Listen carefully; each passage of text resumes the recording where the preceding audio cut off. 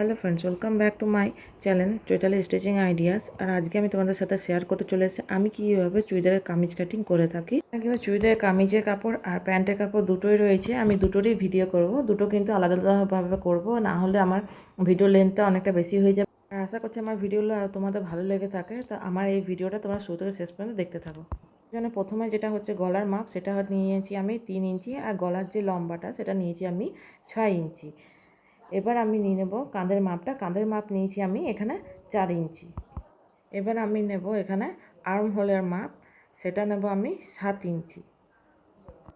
এবার আমি ছাতির মাপটা নিয়ে নেব, আর আমাদের ছাতির মাপ হচ্ছে 44, 44-এর 4 ভাগ মানে হচ্ছে 11। এখানে আমি 11 ইঞ্চি নিয়ে নিচ্ছি।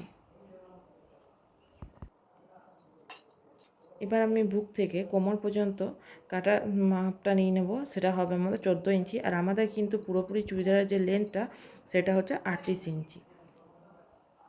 এবার আমরা নিয়ে নেব পেটের অংশটা। পেটের জায়গাটা হচ্ছে আমাদের 40 ইঞ্চি, মানে হচ্ছে 10, 40-এর 4 ভাগে হচ্ছে 1 ভাগ হচ্ছে 10 ইঞ্চি। এভাবে কিন্তু আমরা পয়েন্টে যে দাগগুলো আছে সেগুলোকেও সমানে সমানে মিলিয়ে নেব। আর আমাদের কোমরের মাপ ছিল কিন্তু 44 ইঞ্চি, অর্ধেক মানে হচ্ছে 11। আমি সেই সেমভাবে বুক আর কোমরের অংশটা একই করছি। আমি কোমর থেকে নিচ পর্যন্ত কাটা অংশটা দাগটা দিয়ে নেব।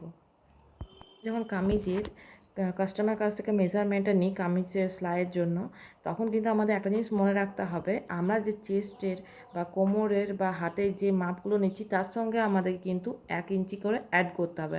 না হলে যখন আমরা তাদেরকে তৈরি করে জিনিসটা দেবো তাদের সেটা খুব টাইট হয়ে যাবে। আর যদি আমরা 1 ইঞ্চি করে তার সাথে অ্যাড করি তাহলে সেটা কিন্তু একদম ফিটিং হবে।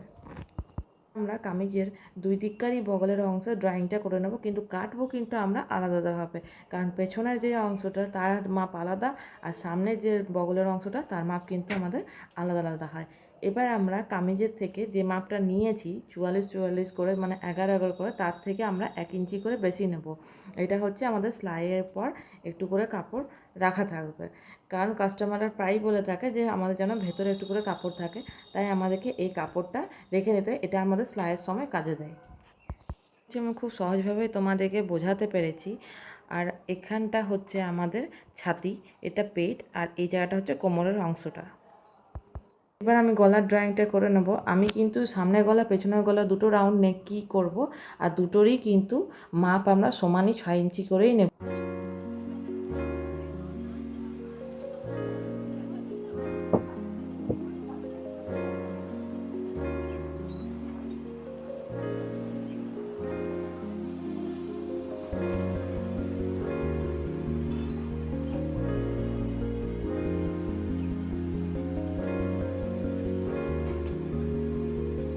আর আমার এই কামিজটা কাটিংটা আজকে একটা ভিডিও, আর সেকেন্ড যে ভিডিওটা আসবে সেটা আমি স্টিচিংটা কিন্তু দেখাবো। আর আমার ভিডিওগুলো আশা করছি তোমাদের ভালো লেগে থাকলে লাইক শেয়ার সাবস্ক্রাইব কিন্তু করে দিও।